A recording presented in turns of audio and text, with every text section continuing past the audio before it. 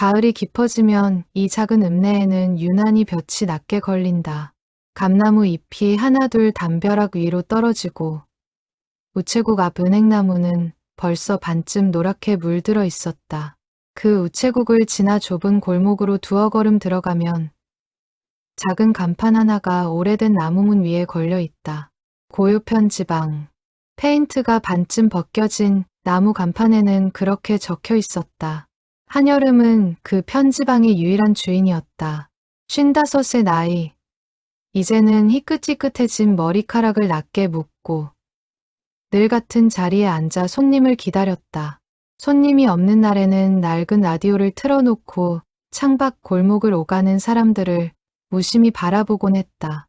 골목 초입에서 참기름을 짜는 방앗간 주인이 손을 흔들면 한여름도 가볍게 고개를 숙여 인사를 건넸다. 그렇게 5년 가까이 이 좁은 골목은 한여름의 세상이 되었다. 한때는 초등학교 교사였다. 아이들에게 받침이 2개 들어가는 낱말을 가르치고 서툰 손글씨로 쓴 일기장에 빨간 펜으로 동그라미를 그려주던 사람이었다. 그러나 18회 전 어머니가 쓰러지면서 사표를 냈다. 어머니를 돌보는 3년 동안 한여름은 이상한 것을 깨달았다. 어머니는 그를 몰랐다. 평생을 그렇게 살아왔으면서도 자식들에게는 단 한 번도 그 사실을 들키지 않으려 애썼다는 것을. 병실 서랍 속에서 발견한 삐뚤빼뚤한 자음과 모음이 뒤섞인 낡은 공책을 보고서야 한여름은 알았다. 어머니는 밤마다 몰래 글자를 익히고 있었던 것이다. 누구에게도 말하지 못한 채로. 어머니가 세상을 떠난 뒤 한여름은 오래 고민했다. 그리고 은행에서 받은 퇴직금과 적금을 털어 이 작은 읍내 골목 안에 편지방을 열었다. 글을 모르는 이들을 위해 대신 써주는 곳. 이름 그대로 시끄럽지 않게 소리 없이 마음을 옮겨 적는 곳이 되기를 바랐다. 처음에는 손님이 거의 없었다. 요즘 세상에 누가 편지를 대신 써달라고 오겠느냐고. 동생은 걱정 반 핀잔 반으로 말했었다. 그러나 세월이 흐르며 소문은 천천히 퍼졌다. 자식에게 못다 한 말을 남기고 싶은 노인, 눈이 어두워 손이 떨리는 노인, 평생 논밭만 일구느라 난 놓고 기역자도 모른다며 부끄러워하던 노인들이 하나둘 문을 두드렸다. 오늘도 한여름은 낡은 원목 책상 앞에 앉아 있었다. 책상 위에는 편지지 몇 묶음과 손에 익은 만년필 2자루, 그리고 늘 우려두는 보리차 주전자가 놓여 있었다. 창밖으로는 늦은 오후에 햇살이 스며들고 라디오에서는 나지막이 옛 가요가 흘러나오고 있었다.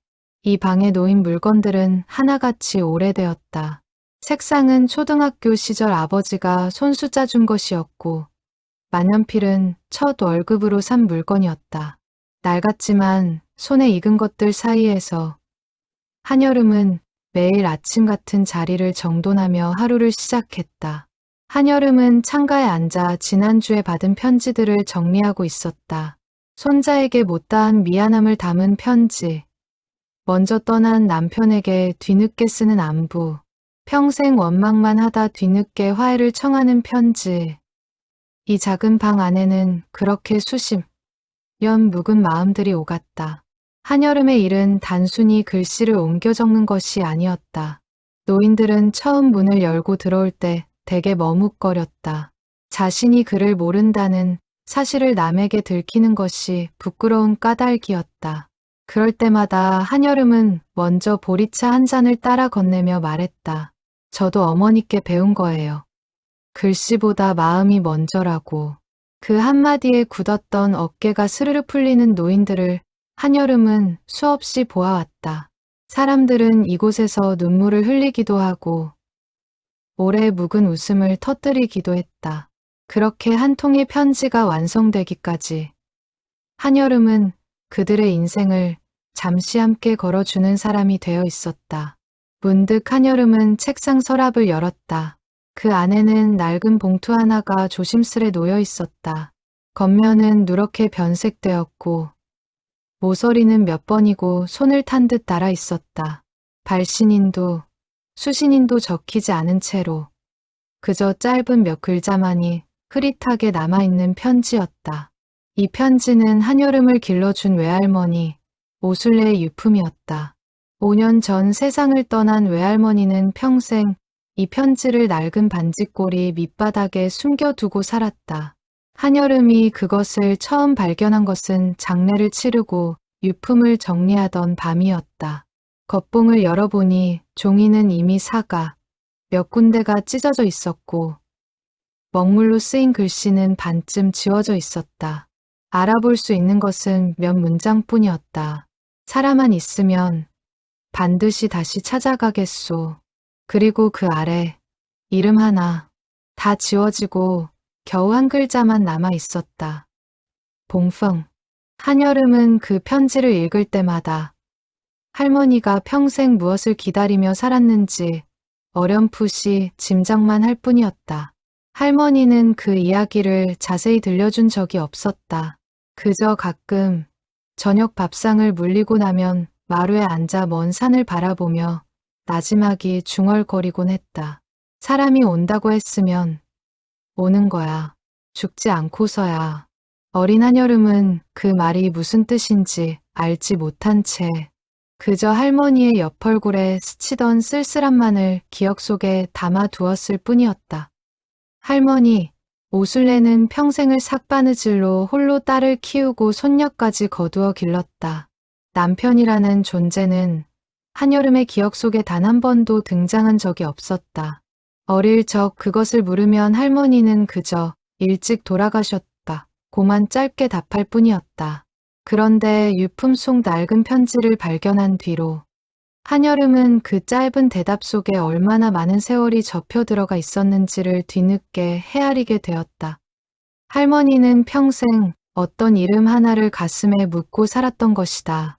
죽는 순간까지도 입 밖에 내지 못한 채로 골목을 오가는 사람들은 대개 편지방 앞을 그냥 지나쳤다. 낡은 간판을 눈여겨보는 이는 드물었다.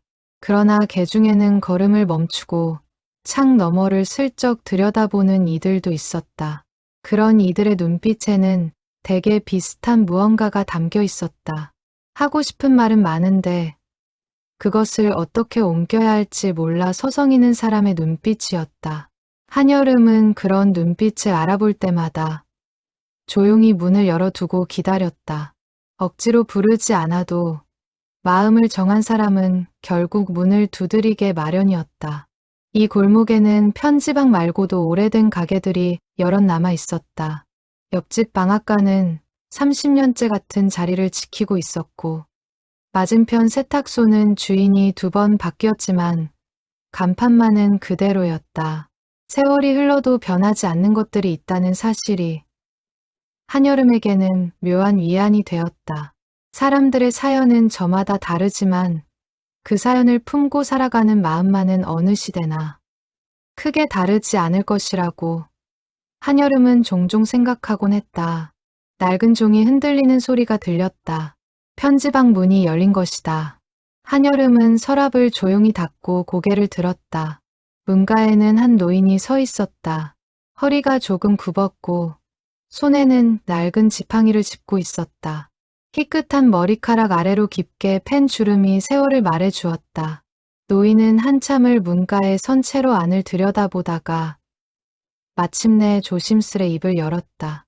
여기가 편지를 대신 써주는 곳이 맞습니까? 목소리는 낮고 떨렸다. 그러나 그 안에는 오랫동안 눌러 참아온 무언가가 배어 있었다. 한여름은 자리에서 일어나 노인을 맞았다. 네, 어르신. 이쪽으로 앉으세요. 노인은 천천히 걸어와 의자에 앉았다. 지팡이를 옆에 세워두고 2 손을 무릎 위에 가지런히 올려놓았다. 그 손은 오래바치를 한 사람의 손처럼 거칠고 마디가 굵었다. 노인은 한동안 말이 없었다. 그저 창밖을 바라보다가 다시 책상 위의 편지지를 바라보았다. 그 눈빛에는 망설임과 결심이 동시에 담겨 있었다. 한여름은 재촉하지 않았다. 이 일을 오래 해오며 배운 것이 있다면 사람은 마음을 꺼내기까지 저마다의 시간이 필요하다는 사실이었다. 이윽고 노인이 다시 입을 열었다. 편지를 쓰고 싶은데 예순애가 넘도록 못 붙인 편지가 있어서 그 말에 한여름의 손끝이 아주 잠깐 멈칫했다. 예순애, 그 숫자가 이상하게도 낯설지 않았다. 그러나 한여름은 내색하지 않고 조용히 새 편지지를 꺼내 책상 위에 펼쳤다. 천천히 말씀해 주세요. 어르신, 제가 그대로 받아 적겠습니다. 창밖으로 노을이 붉게 번지기 시작했고 편지방 안에는 낮은 라디오 소리와 노인의 조심스러운 숨소리만이 남았다. 그렇게 60년 만에 편지가 시작되고 있었다. 한여름은 이 순간에도 자신이 앞으로 얼마나 놀라운 이야기를 마주하게 될지 전혀 예상하지 못하고 있었다. 그저 여느 손님과 다름없이 정성껏 한 글자 한 글자를 옮겨 적을 준비가 되어 있을 뿐이었다. 노인의 이름은 김봉수였다. 올해로 85. 읍내에서 조금 떨어진 산자락 마을에 혼자 살고 있다고 했다. 한여름은 편지지 맨 위에 날짜를 적고 만년필 뚜껑을 열었다. 성함부터 여쭤봐도 될까요? 김봉수요.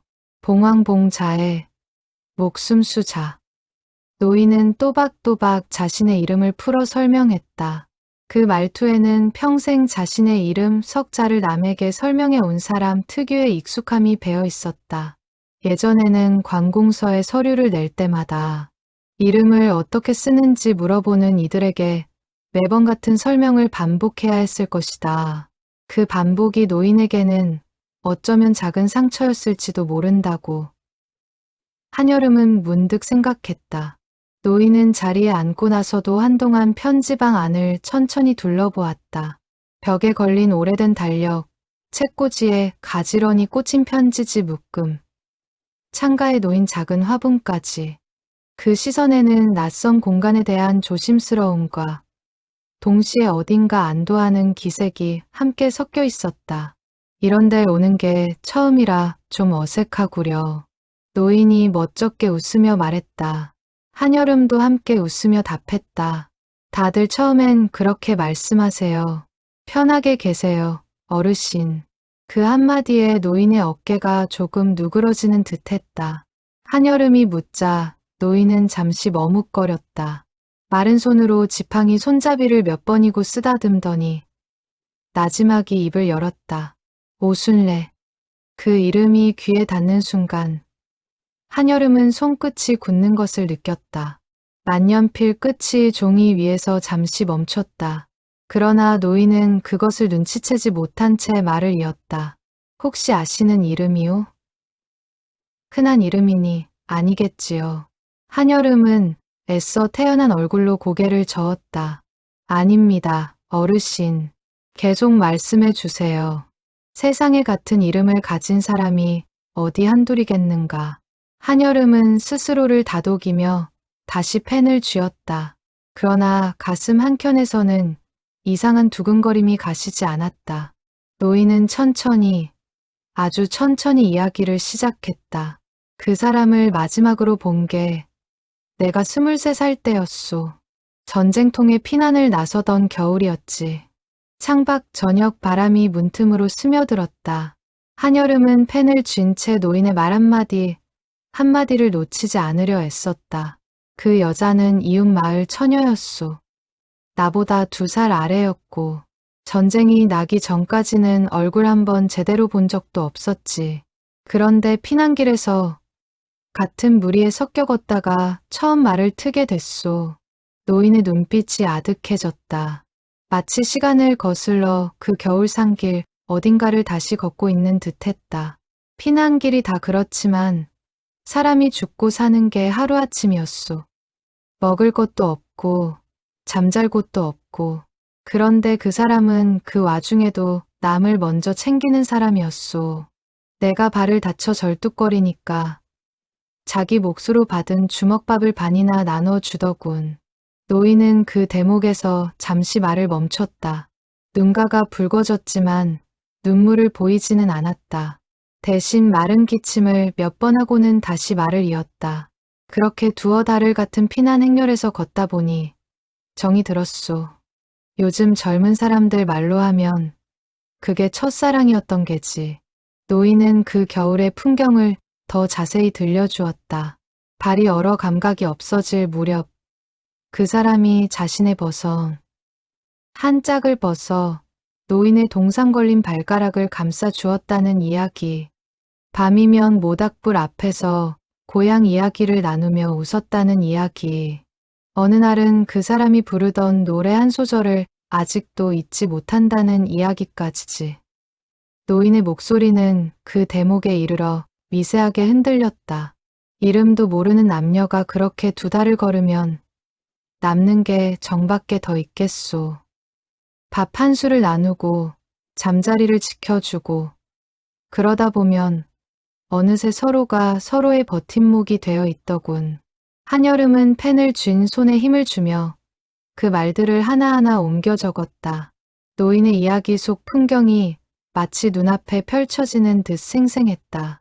산길을 오르내리며 서로의 짐을 나눠지고 밤이면 좁은 처마 밑에 나란히 웅크려 잠을 청하던 그 시절의 모습이 한여름의 머릿속에 하나둘 그림처럼 그려졌다. 한여름은 조용히 받아 적으며 물었다. 그러다 헤어지셨군요. 그렇소. 노인이 짧게 답했다. 피난민들이 나루터에서 두 갈래로 나뉘어 배를 타야 했소. 배가 두 척밖에 없었는데 사람은 넘쳐났지. 나는 남자들 무리와 함께 뒤쪽 배를 기다려야 했고 그 사람은 여자와 아이들을 먼저 태우는 배에 올랐소. 노인의 목소리가 떨렸다. 내가 소리쳤소. 사람만 있으면 반드시 다시 찾아가겠다고. 그 사람도 뭐라 소리쳤는데 파도 소리에 묻혀 잘 들리지 않았소. 그게 마지막이었소. 그 순간을 떠올리는 노인의 눈빛은 예순해라는 시간을 단숨에 건너뛴 듯 아득하게 흔들리고 있었다. 한여름의 손이 떨리기 시작했다. 사람만 있으면 반드시 다시 찾아가겠소. 할머니의 낡은 편지, 속 그 문장과 한 글자도 다르지 않았다. 한여름은 애써 손끝에 떨림을 감추며 다음 문장을 받아 적었다. 심장이 세차게 뛰고 있었다. 그러나 아직은 섣부른 판단을 할 수 없었다. 세상에는 비슷한 사연이 얼마든지 있을 수 있었다. 그저 우연일 수도 있었다. 그 후로는 못 만나셨어요? 한여름이 조심스레 물었다. 노인은 고개를 끄덕였다. 전쟁이 끝나고도 몇 년을 수소문했소. 그런데 그 사람 고향 마을이 통째로 다른 곳에 편입되면서 이름도 바뀌고 사람들도 뿔뿔이 흩어졌더군. 나는 그 뒤로 먹고 사느라 정신이 없었소. 남이 집살이도 하고 공사판도 전전하고 그러다 보니 세월이 훌쩍 갔소. 노인은 무릎 위에 놓인 두 손을 물끄러미 내려다보았다. 결혼은 안 하셨습니까? 한여름이 묻자 노인은 씁쓸하게 웃었다. 했었소. 그런데 오래가지 못했지. 자식도 없이 혼자가 됐고 아마 그 사람 생각을 마음 한구석에서 놓지 못해서였는지도 모르겠소. 그때는 왜 함께 배를 타지 못하셨어요? 한여름의 물음에 노인은 고개를 떨궜다. 나루터 관리하던 순경이 여자와 아이들부터 먼저 태운다고 소리를 질렀소. 남정네들은 뒤로 물러서라고. 그 사람이 내 손을 붙잡고 놓지 않으려 했는데 뒤에서 사람들이 밀려드는 바람에 손이 풀려버렸소. 그 사람이 배 위에서 내 이름을 부르며 손을 흔들던 모습이 지금도 눈에 서나오. 노인은 잠시 눈을 감았다. 그 순간의 기억이 85해를 산 노인의 얼굴 위에 고스란히 겹쳐지는 듯했다. 그 뒤로 나는 그 나루터 근처를 서성이며 며칠을 더 기다렸소. 혹시라도 되돌아오는 배가 있을까 해서. 그러나 전선이 그쪽으로 밀려오는 바람에 결국 나도 등을 돌려야 했소. 그게 내 평생 가장 후회되는 순간이오. 조금만 더 버텼더라면 어쩌면. 노인은 말끝을 흐렸다. 노인은 잠시 숨을 고르더니 품속에서 낡은 공책 한 권을 꺼냈다. 겉장이 다해진 그 공책에는 삐뚤빼뚤한 글씨로 자음과 모음이 빼곡히 적혀 있었다. 페이지 곳곳에는 지우고 다시 쓴 흔적, 힘주어 눌러 쓴 자국이 가득했다. 80 넘은 나이에 처음 연필을 쥐고 글자를 배운다는 것이 얼마나 고된 일이었을지 그 공책 한 장 한 장이 말해주고 있었다. 한여름은 그 공책을 잠시 건네받아 넘겨보며 마디 굵은 손으로 한 획 한 획을 눌러 썼을 노인의 모습을 떠올렸다. 2년 전부터 읍사무소에서 하는 한글 교실에 다녔소. 80 넘어 다 늙은 몸으로 배우려니 쉽지 않더군. 그래도 죽기 전에 내 손으로 편지 한 통은 쓰고 싶었소. 그런데 손이 떨려서 글씨가 영 엉망이라 대신 좀 써주십사 하고 왔소. 노인의 목소리에는 오랜 세월 눌러온 간절함이 배어 있었다. 한여름은 목이 매는 것을 느꼈다. 이곳에서 수많은 사연을 들어왔지만 60회를 품고 온 사연은 처음이었다. 그 시간의 무게가 어느 정도인지 한여름으로서는 감히 짐작하기도 어려웠다. 다만 이 노인이 오늘 이 자리에 앉기까지 얼마나 많은 밤을 망설이고 되돌아섰을지는 어렴풋이 헤아릴 수 있었다. 네, 어르신. 제가 그대로 받아 적겠습니다. 천천히 말씀해 주세요. 창밖으로 어느새 어둠이 내리기 시작했고 편지방 안의 백열등만이 두 사람을 조용히 비추고 있었다. 네, 어르신. 제가 그대로 받아 적겠습니다. 천천히 말씀해 주세요. 창밖으로 어느새 어둠이 내리기 시작했고 편지방 안의 백열등만이 두 사람을 조용히 비추고 있었다. 이제 편지를 시작해 볼까요? 한여름이 새 종이를 펼치며 말했다. 종이 위에 날짜를 적는 손끝이 평소보다 조심스러웠다. 이 한 장의 편지가 얼마나 무거운 무게를 지니고 있는지 한여름은 이미 어렴풋이 느끼고 있었다. 창밖으로는 저녁 어스름이 짙어지고 있었고 편지방 안의 불빛만이 두 사람을 오롯이 비추고 있었다. 노인은 헛기침을 한번 하더니 조심스레 말문을 열었다. 순례에게. 한여름은 그 두 글자를 종이 위에 적어 내려갔다. 손끝이 미세하게 떨렸지만 애써 침착함을 유지했다. 이렇게 불러도 될지 모르겠소. 60 몇 해가 지났으니 노인의 말은 그대로 다음 문장이 되었다. 한여름은 노인이 하는 말을 한 글자도 놓치지 않으려 귀를 기울였다. 손목이 살짝 저려왔지만 펜을 놓을 수는 없었다. 내가 이 편지를 쓰기까지 참 오래 걸렸소. 글을 몰라서 못 쓴 것도 있지만 사실은 두려웠던 것 같소. 혹시라도 당신이 이미 이 세상 사람이 아니라면 이 편지가 아무 소용이 없을까봐, 아니면 반대로 당신이 어딘가에서 다른 삶을 잘 살고 있는데 내가 괜히 지난 상처를 들쑤시는 건 아닐까 하고. 노인은 잠시 숨을 골랐다. 창밖으로 저녁 바람에 은행이 몇 장이 떨어지는 소리가 들렸다. 편지방 안에 온기와 대비되는 서늘한 저녁 공기가 문틈으로 살며시 스며들고 있었다. 한여름은 펜을 쥔 채 물었다. 그런데 이제는 어떻게 마음을 정하셨어요? 노인은 희미하게 웃었다. 작년에 큰 수술을 받았소. 심장이 안 좋아서 병원에 누워있는 사흘 동안 이러다 정말 아무 말도 못하고 가겠구나 싶었소. 그때 다짐했소. 살아나가면 무슨 수를 써서라도 그 사람에게 편지 한 통은 남기겠다고. 설령 붙이지 못하더라도 어딘가에 남겨는 놓아야겠다고. 그 말에 한여름은 목이 메었다. 붙이지 못해도 좋으니 남겨는 놓겠다는 그 마음. 할머니가 평생 품고 있던 낡은 편지 한 장이 다시 눈앞에 어른거렸다. 노인은 이야기를 계속했다. 그 사람이 원래 살던 마을 이름이 조정골이라고 했소. 산 밑에 작은 개울이 흐르는 곳이라 했지. 전쟁 나기 전까지는 논농사를 짓던 조용한 마을이었다더군. 한여름에 손이 다시 멈칫했다. 조정골. 그 이름을 한여름은 알고 있었다. 할머니가 생전에 몇 번이고 말했던 고향 마을 이름이었다. 지금은 저수지 공사로 수몰되어 지도에서도 사라진 곳. 한여름은 애써 목소리를 가다듬으며 물었다. 그 마을이 지금은 없어졌다고 들으셨어요? 노인이 고개를 끄덕였다. 그렇소. 몇 해 전에 지나는 길에 알아봤더니 저수지 밑에 잠겼다더군. 그러니 더더욱 찾을 길이 없었소. 노인은 그때의 심정을 떠올리듯 잠시 눈을 내리깔았다. 마을이 통째로 사라졌다는 소식을 들었을 때 마치 내 젊은 날의 한 조각이 함께 물속에 잠긴 것 같은 기분이었소. 한여름의 심장이 세차게 뛰기 시작했다.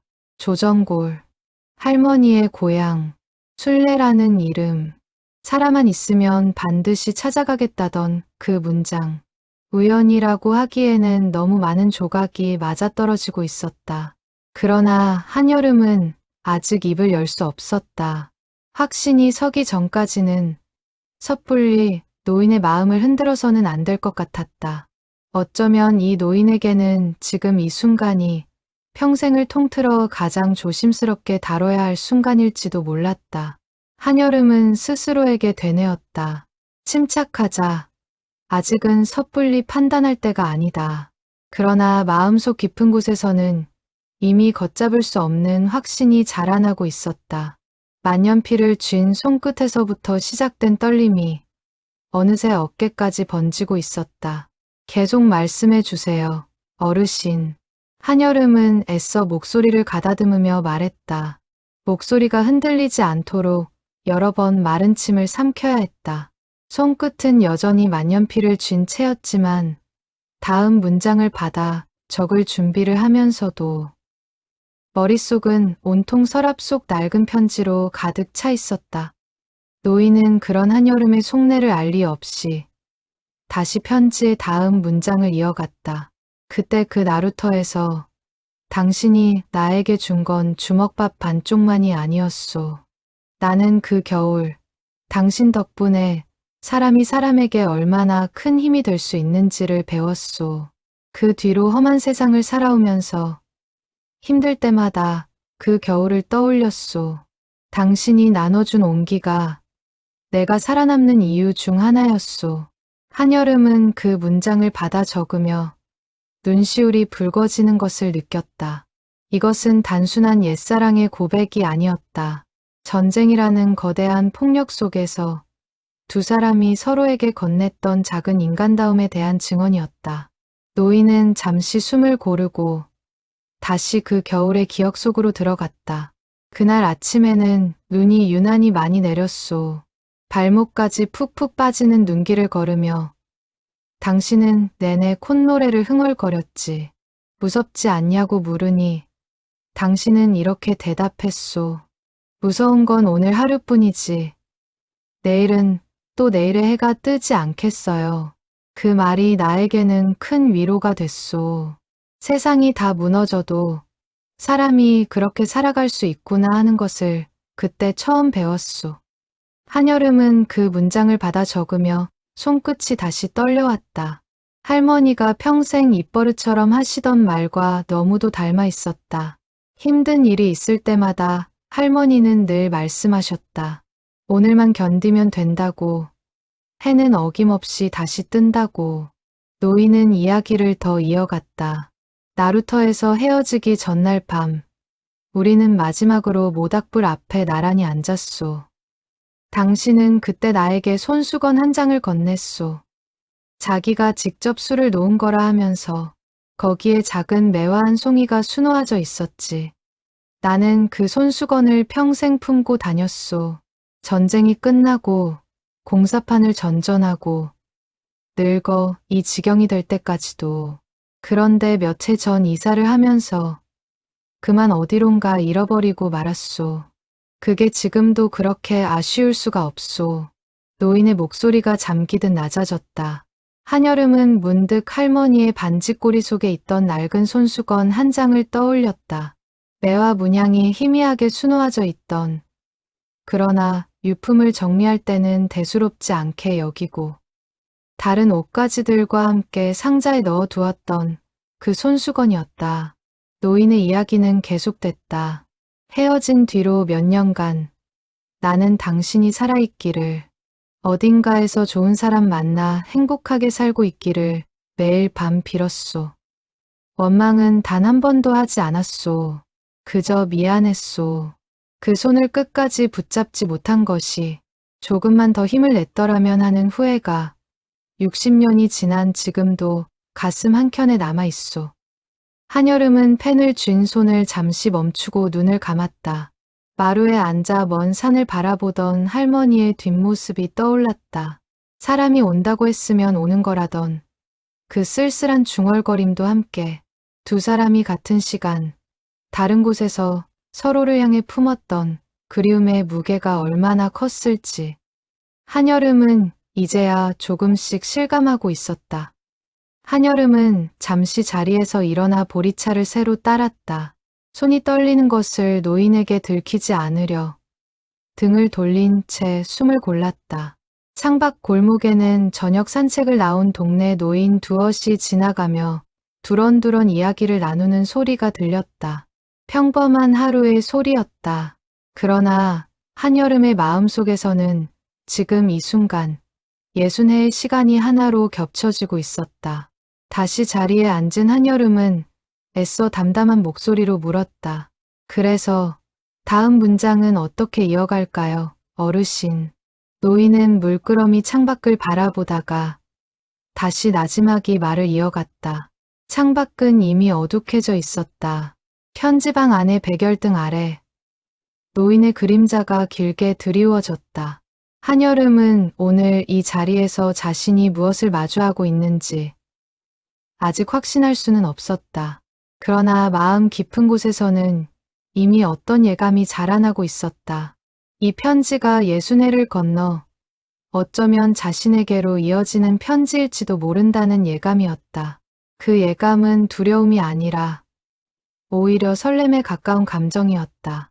마치 오랫동안 잠겨있던 문이 마침내 열리려는 순간 앞에 선 것처럼 한여름의 가슴은 조용히 그러나 분명하게 뛰고 있었다. 밤이 깊어가고 있었지만 노인은 자리를 뜰 생각이 없어 보였다. 오히려 이야기를 하면 할수록 얼굴에는 알 수 없는 생기가 돌았다. 60해 동안 가슴 속에만 담아두었던 말들이 마침내 밖으로 나올 길을 찾은 것 같았다. 한여름은 그런 노인의 모습을 지켜보며 사람의 마음이란 것이 억누른다고 사라지는 것이 아니라 그저 깊이 쌓여갈 뿐이라는 것을 새삼 느꼈다. 그리고 언젠가 그 쌓인 마음이 터져나올 때는 오늘처럼 60해라는 긴 세월을 단숨에 건너오기도 하는구나 싶었다.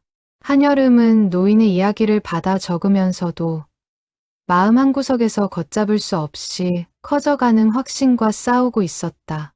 조정골, 오순례, 사람만 있으면 반드시 찾아가겠다던 문장, 매와 술을 놓은 손수건, 우연이라 하기에는 너무나 많은 조각이 맞물리고 있었다.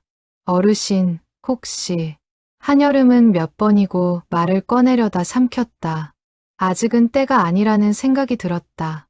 노인이 자신의 이야기를 끝까지 편안하게 마칠 수 있도록 지금은 그저 듣는 사람으로 남아야 한다고 스스로를 다잡았다. 만약 지금 성급하게 사실을 밝힌다면 노인이 애써 이어가고 있는 이 고백의 흐름이 끊어질지도 몰랐다. 한여름은 그것이 두려웠다. 노인은 한여름의 망설임을 눈치채지 못한 채 다시 편지의 다음 구절을 이어갔다. 한여름은 스스로에게 다짐했다. 조금만 더 기다리자고. 이 노인이 60해 동안 쌓아온 이야기를 온전히 다 들을 때까지는 자신의 놀라움을 드러내지 않기로 마음먹었다. 전쟁이 끝나고 나는 이곳저곳을 떠돌며 살았소. 처음에는 부둣가에서 짐을 나르는 일을 했고 그 다음에는 이 마을 저 마을 공사판을 전전했지. 한 곳에 정착하지 못한 건 어쩌면 마음 한구석에 늘 당신을 찾아야 한다는 생각이 있었기 때문인지도 모르겠소. 어디를 가든 혹시나 하는 마음에 마을 사람들에게 조정골 이야기를 묻곤 했소. 그러나 세월이 흐르면서 그 마을을 기억하는 사람조차 점점 줄어들었소. 노인의 목소리에는 오랜 방랑의 피로가 묻어났다. 한여름은 조용히 받아 적으며 물었다. 그러다 언제쯤 포기하셨어요? 노인은 고개를 저었다. 포기한 적은 없소. 다만 나이가 들면서 더 이상 발품을 팔 힘이 없어졌을 뿐이지. 40을 넘기고는 결혼을 했소. 좋은 사람이었지만 나는 그 사람에게 온전히 마음을 주지 못했소. 늘 어딘가 겉도는 남편이었을 거요. 미안한 일이지. 노인은 잠시 눈을 감았다. 그 사람도 아마 알았을 거요. 내 마음 한구석에 다른 이름이 있다는 걸. 그래서였는지 오래 함께하지 못하고 갈라섰소. 그 뒤로는 쭉 혼자 살았소. 그 대목을 말하는 노인의 목소리에는 회한과 담담함이 동시에 배어 있었다. 마치 오래전에 이미 자신을 용서한 사람처럼. 그러나 그 용서에도 여전히 남은 어떤 미안함처럼. 노인은 잠시 창밖을 바라보다가 다시 말을 이었다. 이혼하고 나서는 산자락 마을에 작은 집 한 채를 짓고 혼자 지냈소. 논 몇 마지기 붙이고 닭 몇 마리 키우면서 자식이 없으니 명절에도 찾아오는 이가 없었소. 처음 몇 해는 그게 견디기 힘들었는데 시간이 지나니 오히려 익숙해지더군. 혼자 밥을 먹고 혼자 잠을 자고 혼자 늙어가는 일에 노인은 마른 웃음을 지었다. 그런데 신기하게도 혼자 있는 시간이 많아질수록 그 사람 생각은 더 자주 났소. 아마 다른 무언가로 마음을 채우지 못했기 때문이겠지.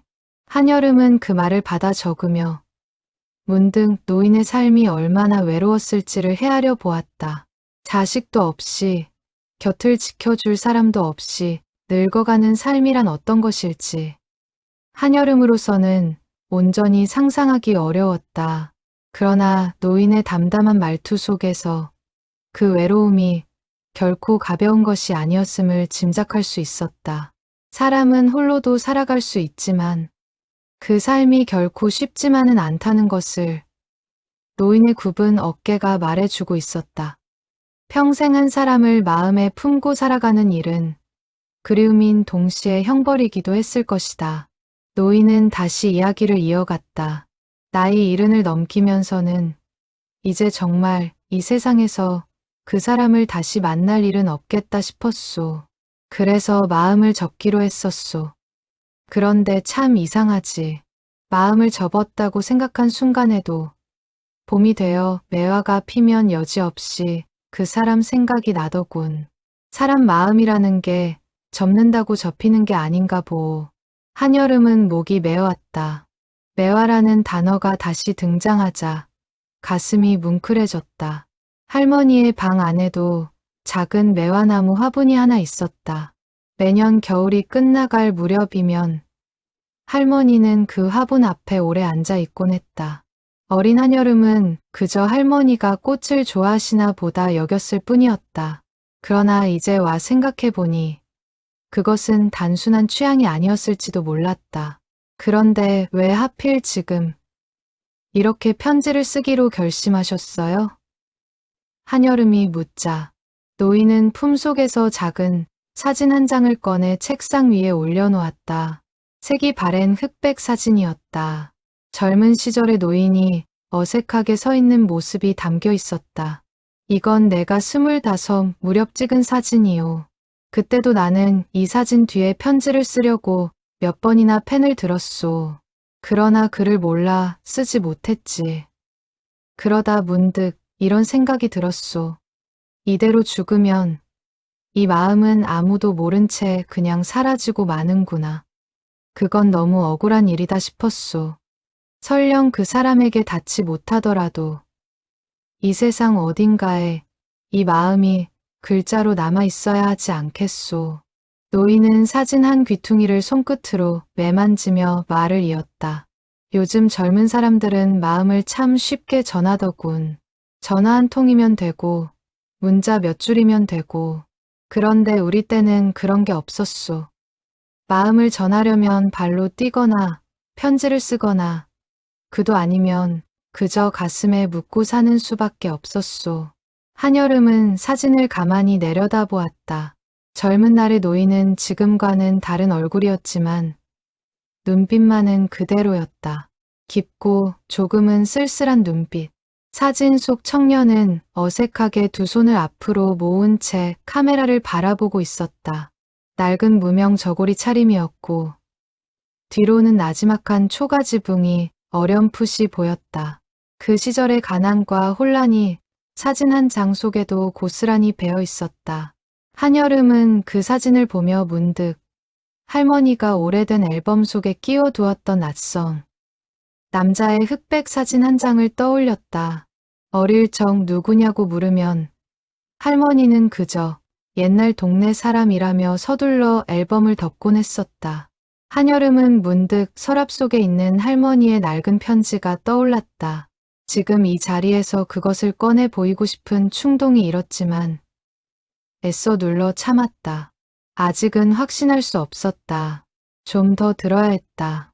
이 노인의 이야기가 정말로 할머니의 이야기와 같은 것인지 아니면 그저 비슷한 시대를 살아온 두 사람의 닮은 슬픔일 뿐인지. 노인은 사진을 손끝으로 조심스레 어루만지며 말을 덧붙였다. 이 사진, 사실은 그 사람에게 주려고 찍은 것이었소. 그런데 전할 길이 없어 예순에 넘도록 내 품속에만 있었지. 편지와 함께 이 사진도 남기고 싶소. 혹시라도 이 편지가 그 사람에게 아니면 그 사람을 아는 누군가에게라도 닿는다면 내가 이런 얼굴로 당신을 기다리며 살았다는 걸 알아주었으면 하오. 한여름은 그 말에 코끝이 시큰해졌다.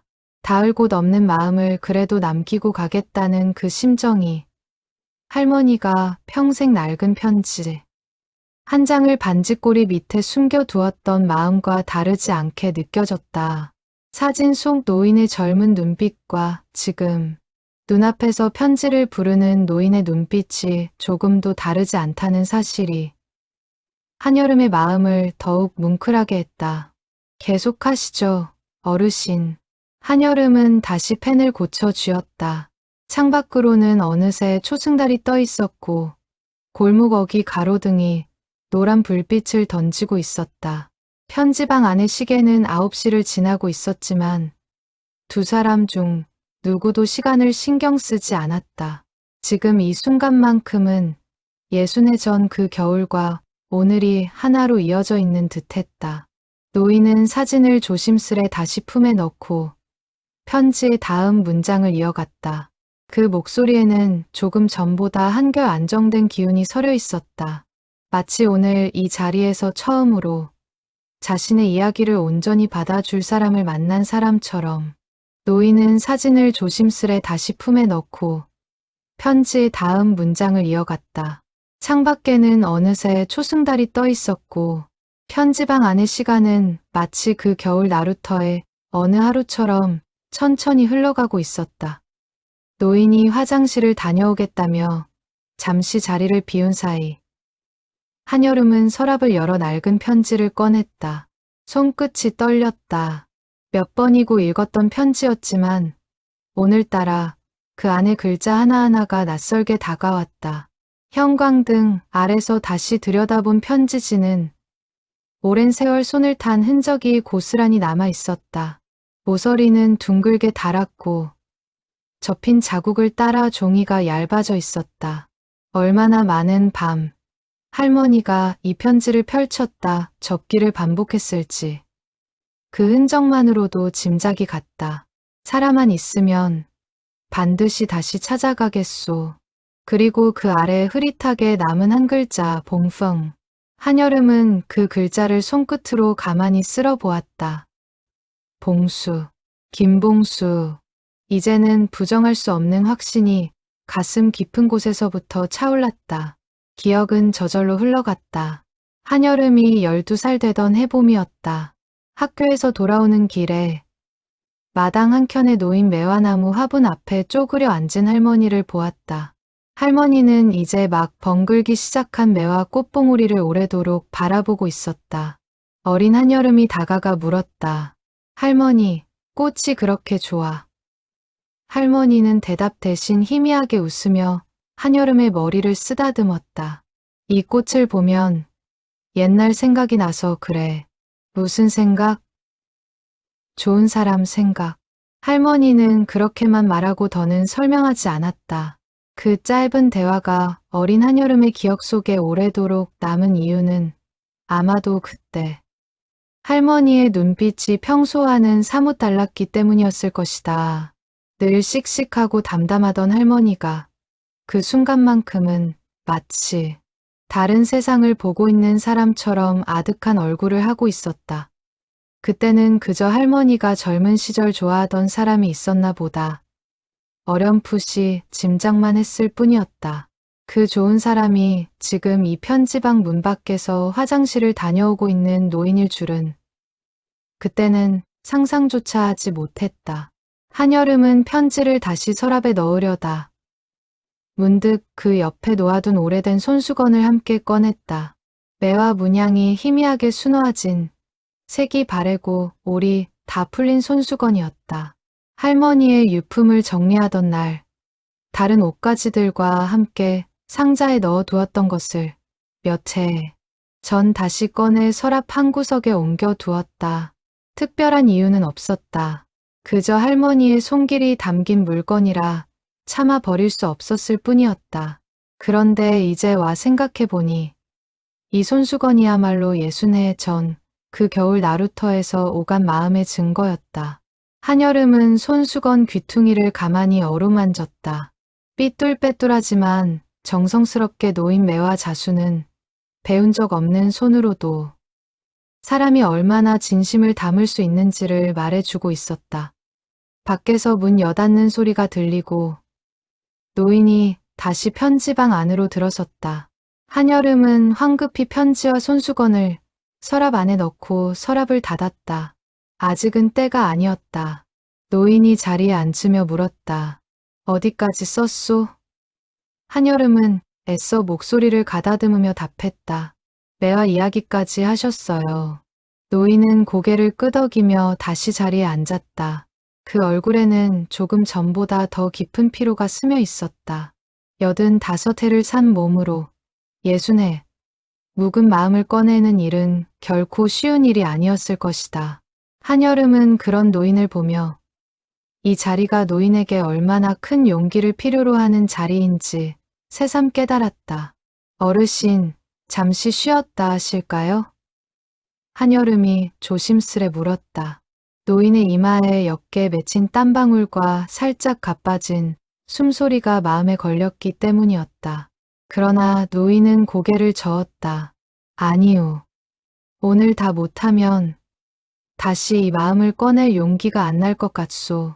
부탁이니 계속합시다. 그 말에 한여름은 다시 펜을 고쳐 쥐었다. 그러나 마음속에서는 갈등이 일고 있었다. 지금이라도 할머니의 이야기를 꺼내야 하는 것은 아닐까? 아니면 노인이 편지를 다 마칠 때까지 기다려야 하는 것일까? 한여름은 결국 후자를 택했다. 노인의 편지는 노인 스스로의 힘으로 끝을 맺어야 한다고 생각했다. 그것이 60해를 기다려 온 사람에 대한 최소한의 예의라고 여겼다. 한여름은 노인의 얼굴을 가만히 바라보았다. 깊게 펜주름 사이로 60해 전 그 겨울 청년의 얼굴이 어렴풋이 겹쳐 보이는 듯했다. 사람은 늙어도 눈빛은 변하지 않는다더니 정말 그런 것일까? 노인의 눈빛에는 여전히 그 시절의 다급함과 애틋함이 남아 있었다. 한여름은 문득 이 모든 우연이 아닐지도 모른다는 생각이 들었다. 어쩌면 이 편지방으로 노인을 이끈 것은 하늘 어딘가에서 할머니가 보낸 마지막 안내였을지도 모른다고. 한여름은 조용히 생각했다. 노인은 잠시 눈을 감고 마음을 가다듬은 뒤 다시 이야기를 이어갔다. 술래, 당신에게 하고 싶은 말이 하나 더 있소. 혹시라도 당신이 나를 원망하며 살았다면 그러지 않았으면 좋겠소.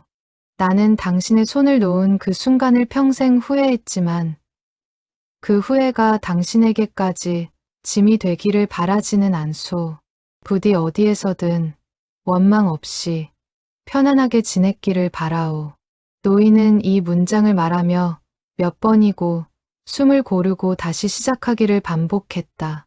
마치 이 한 문장이야말로 오늘 이 편지에서 가장 중요한 대목이라는 것을 스스로도 알고 있는 듯했다. 한여름은 그 문장을 받아 적으며 눈물이 차오르는 것을 참았다. 할머니는 단 한 번도 원망의 말을 입에 담은 적이 없었다. 그저 조용히 묵묵히 기다렸을 뿐이었다. 그 기다림이 원망이 아니라 그리움이었다는 것을 한여름은 이제야 온전히 이해할 수 있을 것 같았다. 평생을 원망 없이 기다리는 일이 얼마나 큰 인내를 필요로 하는지 한여름은 이제야 조금씩 헤아릴 수 있었다. 한여름은 잠시 펜을 내려놓고 어릴 적 기억을 더 깊이 더듬어 보았다. 할머니는 명절이 되면 유독 말수가 줄어들었다. 다른 집 할머니들은 자식과 손주들 자랑에 여념이 없었지만 오술래 할머니는 그저 조용히 부엌일을 하다가 저녁이면 홀로 마루에 앉아 먼 산을 바라보곤 했다. 그럴 때면 어린 한여름은 할머니 옆에 슬쩍 앉아 손을 잡아 드리곤 했다. 할머니는 그 손을 꼭 마주 잡으며 말없이 웃었다. 그 웃음이 얼마나 많은 그리움을 감추고 있었는지 어린 한여름은 짐작조차 하지 못했다. 이제야 그 웃음의 무게를 조금은 헤아릴 수 있을 것 같았다. 또 하나 기억나는 것이 있었다. 할머니는 매년 초겨울이면 꼭 하루날을 잡아 온종일 집을 비우곤 했다. 어디를 가시느냐 물으면 그저 볼 일이 있다고만 하셨다. 나중에 어머니에게 슬쩍 물어보니 어머니도 정확히는 모른다고 했다. 아마 옛날 살던 동네 근처에 다녀오시는 것 같아. 매년 그맘때만 되면 그렇게 하루를 나가 계시더라. 한여름은 그 이야기를 들으며 별 생각 없이 넘겼었다. 그러나 이제 와 헤아려 보니 그날은 어쩌면 나루터에서 헤어진 그날, 겨울이 시작되던 그날이었는지도 몰랐다. 할머니는 해마다 그 하루, 홀로 그 겨울을 다시 걸으러 가셨던 것이다. 그날 저녁이면 할머니는 유독 말이 없었고 눈가가 붉게 젖어있는 날도 있었다. 어린 한여름은 그것이 그저 감기 탓이려니 여겼을 뿐이었다. 창밖 골목에는 어느새 인적이 끊기고 가로등 불빛만이 홀로 빛나고 있었다. 편지방 안에는 노인의 낮은 목소리와 한여름의 만년필이 종이를 스치는 소리만이 남아 있었다. 가끔씩 멀리서 개 짖는 소리가 들려왔다가 이내 잦아들었다. 그 고요함 속에서 두 사람의 이야기는 마치 시간을 거스르는 것처럼 조용히 그러나 깊게 흘러가고 있었다. 한여름은 문득 이 순간이 참으로 이상하다고 생각했다. 60해 전 겨울 나루터에서 시작된 이야기가 지금 이 조그만 편지방 안에서 두 세대를 건너 다시 이어지고 있었다. 할머니가 살아 계셨다면 이 순간을 어떻게 받아들이셨을까? 한여름은 그 답을 알 수 없었지만 왠지 모르게 할머니가 지금 이 자리에 함께 있는 것 같은 기분이 들었다. 낡은 벽시계의 초침 소리마저 오늘따라 유독 크게 들려왔고 그 규칙적인 소리는 마치 60해라는 긴 시간을 하나하나 세어나가는 듯했다. 노인은 다시 편지의 다음 문장을 이어가기 시작했다. 술래, 이 편지를 쓰면서 자꾸 옛날 생각이 나는구려. 당신 고향 조정골에 살던 시절 이야기도 좀 해주었지. 뒷산에 진달래가 필 때면 온 마을이 분홍빛으로 물들었다고. 개울가에서 빨래하던 아낙들 웃음소리가 온 동네에 퍼졌다고. 나는 그 이야기를 들으며 전쟁이 끝나면 꼭 한번 그 마을에 가 보고 싶다고 생각했소. 진달래, 핀 그 뒷산을 당신과 함께 걷고 싶었소.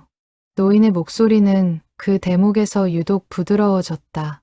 마치 전쟁의 참혹함 속에서도 그 짧은 대화가 얼마나 큰 위안이 되었는지를 다시 한번 느끼는 듯했다. 한여름은 그 문장을 받아 적으며 할머니가 봄이면 가끔 뒷산 진달래 이야기를 하시던 것을 떠올렸다. 우리 마을 뒷산은 봄이면 온통 분홍이었지. 할머니는 그렇게 말씀하시며 아련한 표정을 짓곤 했었다. 이제 그 조각들이 하나씩 맞춰지고 있었다. 어릴 적에는 그저 스쳐 지나갔던 할머니의 사소한 말, 한마디, 한마디가 이제는 모두 커다란 그림 속 퍼즐 조각처럼 제자리를 찾아가고 있었다. 한여름은 그 사실이 신기하면서도 동시에 가슴이 저릿하게 아려왔다. 어르신. 한여름은 결국 참지 못하고 입을 열었다. 목소리가 떨렸다. 노인이 의아한 얼굴로 한여름을 바라보았다. 왜 그러시오? 한여름은 잠시 숨을 고르며 마음을 다잡았다. 아직은 이르다는 생각도 들었지만 더 이상 모른 척 받아 적기만 할 수는 없었다. 지금 이 순간을 놓치면 다시는 이런 용기를 낼 수 없을 것 같았다. 혹시 그분 성함이 정확히 어떻게 되시나요? 오술래 씨, 고향이 조정골이 맞으신가요? 노인은 고개를 끄덕이며 되물었다. 그렇소만 왜 그러시오? 혹시 아시는 분이요? 한여름은 잠시 말을 잇지 못했다. 가슴이 세차게 뛰었다. 이 다음 말을 어떻게 꺼내야 할지. 순간 머릿속이 하얘졌다. 그러나 이내 마음을 다잡고 천천히 입을 열었다. 어르신, 제가 지금부터 드리는 말씀을 놀라지 마시고 들어주세요. 노인의 얼굴에 긴장이 스쳤다. 오술래라는 분이 제 외할머니세요. 순간 편지방 안에는 정적이 흘렀다. 노인은 눈을 크게 뜨고 한여름을 바라보았다. 마치 그 말을 이해하는데 시간이 필요한 사람처럼 한동안 아무 말도 하지 못했다. 그게 무슨 말이오? 노인의 목소리가 떨렸다. 한여름은 서랍을 열어 낡은 편지와 매화수가 놓인 손수건을 꺼내 책상 위에 조심스레 올려놓았다. 이건 외할머니의 유품이에요.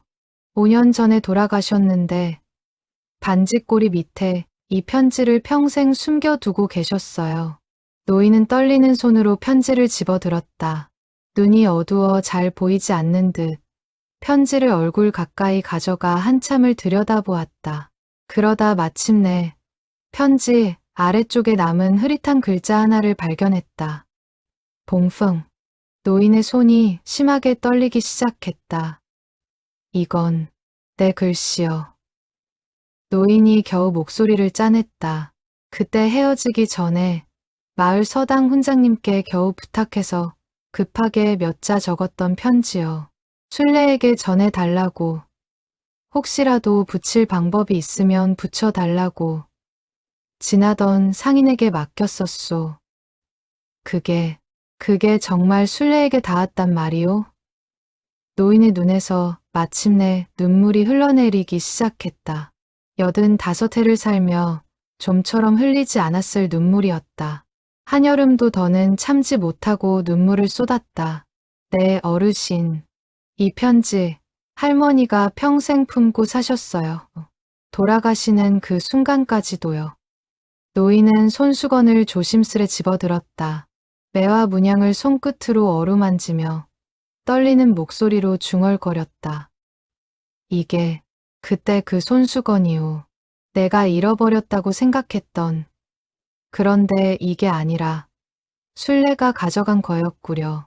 아니, 내가 순례에게 준 게 아니라 순례가 나에게 준 손수건과 짝을 이루는 물건이었나 보오. 그날 우리는 손수건을 하나씩 나눠 가졌었소. 서로의 몫을 하나씩 지니자고. 한여름은 그 말을 들으며 할머니의 유품 상자 어딘가에 또 다른 손수건이 있었는지 기억을 더듬어 보았다.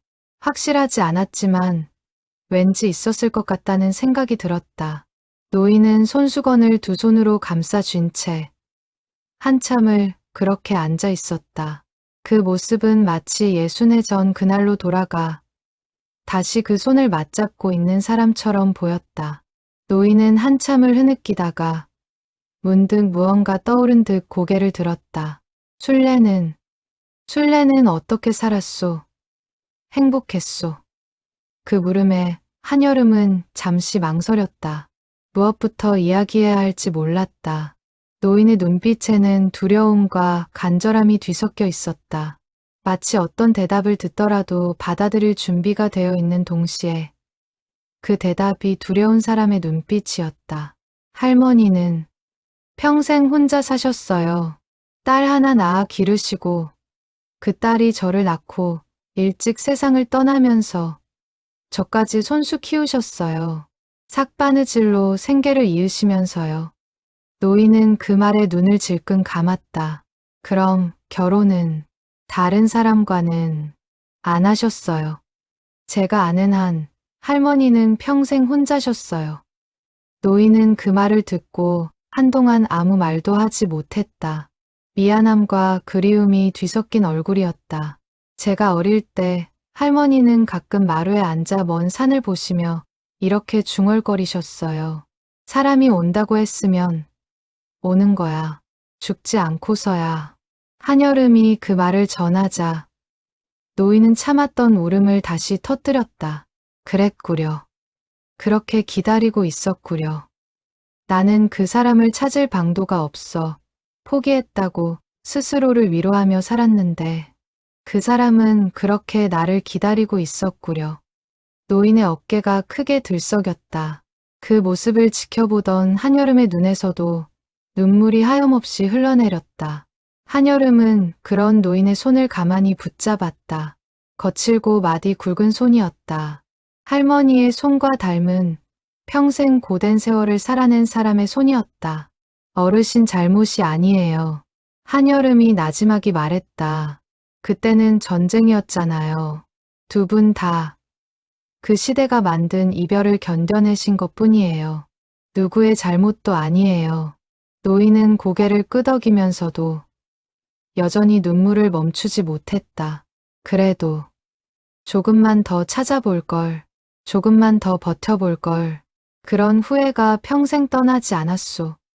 한여름은 노인의 손을 더 힘주어 잡았다. 할머니도 아마 같은 마음이셨을 거예요. 그러니 이제 두 분 다 그 후회를 조금은 내려놓으셨으면 좋겠어요. 편지방 안의 시간은 그렇게 두 사람의 눈물과 함께 천천히 흐르고 있었다. 두 사람은 한동안 말을 잇지 못한 채 그저 마주 앉아 눈물을 흘렸다.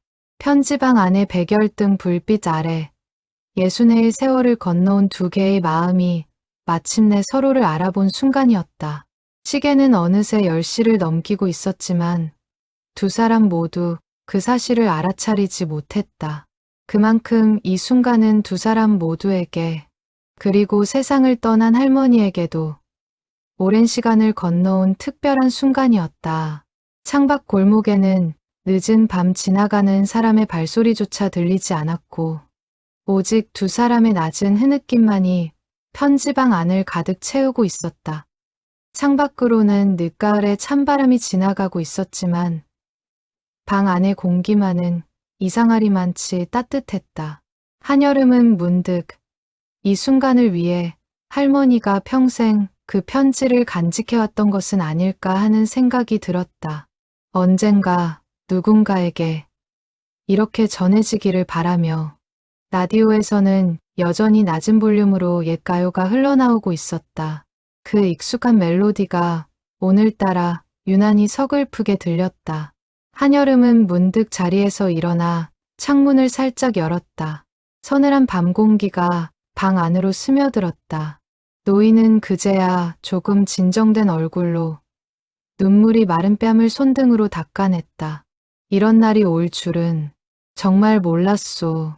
죽기 전에 이런 이야기를 나눌 수 있을 줄은.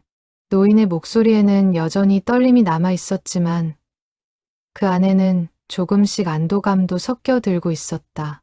한여름은 그런 노인을 바라보며 오늘 이 만남이 결코 우연이 아니라는 것을 다시 한번 마음에 새겼다. 노인은 한참을 진정한 뒤 다시 책상 위에 놓인 낡은 편지를 조심스레 집어들었다. 이 편지, 나 대신 읽어줄 수 있겠소? 눈이 어두워 잘 보이지가 않소.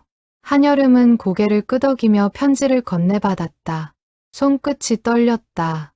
몇 번이고 혼자 읽었던 편지였지만 이제야 그 진짜 수신인 앞에서 읽는 것이었다. 지금껏 이 편지를 읽을 때마다 느꼈던 막연한 슬픔이 오늘은 전혀 다른 무게로 다가왔다. 이 문장 하나하나가 누구를 향해 쓰였는지 그 대상이 바로 눈앞에 앉아 있었다. 지난 5년간 이 편지를 읽을 때마다 느꼈던 막연한 슬픔과는 전혀 다른 감정이 밀려왔다. 이제는 그 슬픔의 실체가 생긴 것이었다. 눈앞에 앉아있는 이 노인이야말로 편지 속 그 이름의 주인이었다. 한여름은 천천히 또박또박 글자를 읽어 내려갔다. 사람만 있으면 반드시 다시 찾아가겠소. 술래, 부디 몸 건강히 어디에서든 사람만 있어 주오. 세상이 아무리 우리를 갈라놓아도 나는 반드시 당신을 찾을 것이오. 봉수씀. 편지를 다 읽고 나자 노인은 두 손으로 얼굴을 감쌌다. 어깨가 다시 들썩였다. 그때 그 짧은 몇 줄이 이렇게 60년을 건너 다시 나에게 돌아올 줄은 몰랐소. 한여름은 그런 노인을 가만히 지켜보다가 조심스레 입을 열었다. 어르신, 할머니는 이 편지를 받고 답장을 쓰지 못하셨을 거예요. 글을 모르셨으니까요. 그런데 아까 어르신이 쓰신 편지, 그게 바로 그 답장이 아닐까요? 60해가 지나서야 붙이는 두 분의 마지막 편지요. 한여름은 잠시 자리에서 일어나 서랍을 다시 열어보았다. 혹시나 하는 마음에 할머니의 유품 상자를 떠올리며 집에 돌아가면 다시 한번 꼼꼼히 살펴봐야겠다고 생각했다. 노인이 말했던 또 다른 손수건, 어쩌면 그 안에 할머니가 미처 붙이지 못한 다른 편지나 흔적이 남아있을지도 몰랐다. 한여름은 그 생각에 잠시 마음이 분주해졌지만 이내 다시 눈앞에 노인에게 집중했다. 지금 이 순간 가장 중요한 것은 노인의 편지를 완성하는 일이었다. 노인은 그 말에 고개를 끄덕였다. 그리고 다시 자세를 가다듬으며 말했다. 그럼 마저 씁시다. 이 편지를 끝까지 완성해야겠소. 한여름은 눈물을 닦고 다시 펜을 쥐었다. 잠시 창밖을 바라보며 마음을 가다듬었다. 이제부터 받아 적는 문장들은 더 이상 낯선 이의 사연이 아니었다. 할머니의 마지막 이야기이자 자신의 뿌리와 닿아있는 이야기였다. 그 사실이 펜을 쥔 손끝에 새삼 무거운 책임감을 실어주었다. 노인은 잠시 눈을 감고 마음을 가다듬은 뒤 나지막이 말을 이어갔다. 술래, 방금 당신의 손녀를 통해 당신이 어떻게 살았는지 들었소. 평생 나를 기다리며 혼자 살았다는 이야기를 들으니 미안함과 고마움이 동시에 밀려오는구려. 미안한 건 그 오랜 세월 당신을 그렇게 외롭게 만든 것이고, 고마운 건 그럼에도 당신이 나를 원망하지 않고 끝까지 그 마음을 지켜주었다는 것이오. 노인의 목소리는 아까보다 훨씬 차분해져 있었다. 마치 오랫동안 막혀있던 물길이 마침내 트인 것처럼 말들이 자연스럽게 흘러나왔다. 생각해보면 그 겨울 나루터에서의 이별이 내 인생 전체를 만들었소. 그 이별이 없었다면 나는 아마 평범하게 결혼하고 평범하게 자식 낳고 살았을지도 모르지. 그런데 그 이별 덕분에 나는 평생 한 사람을 향한 마음이 얼마나 깊을 수 있는지를 알게 됐소. 그것이 슬픔이었지만 동시에 내 삶을 지탱해 준 힘이기도 했소. 한여름은 그 말을 들으며 이별과 그리움이 때로는 사람을 무너뜨리는 것이 아니라 오히려 지탱해 준다는 것을 새삼 깨달았다. 한여름은 그 문장을 받아 적으며 손끝으로 전해지는 노인의 진심을 느꼈다. 이것은 더 이상 단순한 대필이 아니었다. 두 사람의 인생이 그리고 자신의 인생까지도 함께 엮여 들어가는 순간이었다. 노인은 계속해서 말을 이어갔다. 당신의 손녀를 보니 당신을 참 많이 닮았소. 특히 그 눈빛이 당신이 나에게 주먹밥을 나눠주던 그날 딱 그런 눈빛으로 나를 바라보았었소. 다정하면서도 단단한 눈빛. 당신의 마음이 이렇게 대를 이어 전해지고 있다는 것이 나에게는 큰 위로가 되는구려. 노인은 잠시 말을 멈추고 한여름의 얼굴을 지그시 바라보았다. 그 눈빛에는 60년 전 어느 겨울 자신을 살게 해준 한 사람에 대한 그리움과 감사가 함께 담겨 있었다. 한여름은 그 말에 눈시울이 다시 붉어졌다. 자신이 할머니를 닮았다는 말을 이렇게 특별한 순간에 듣게 될 줄은 몰랐다. 평생 사진 몇 장으로만 짐작해 온 할머니의 젊은 시절 모습이 지금 자신의 얼굴 어딘가에 남아있다는 사실이 새삼 뭉클했다. 한여름은 손끝으로 눈가를 닦으며 다음 문장을 받아 적을 준비를 했다. 노인은 잠시 숨을 고르고 편지의 마지막 부분을 이어갔다. 술래, 이제 나도 얼마 남지 않은 시간을 살고 있소. 언제 당신 곁으로 갈지 모르지만 그때 만나면 이번에는 절대 손을 놓지 않겠소.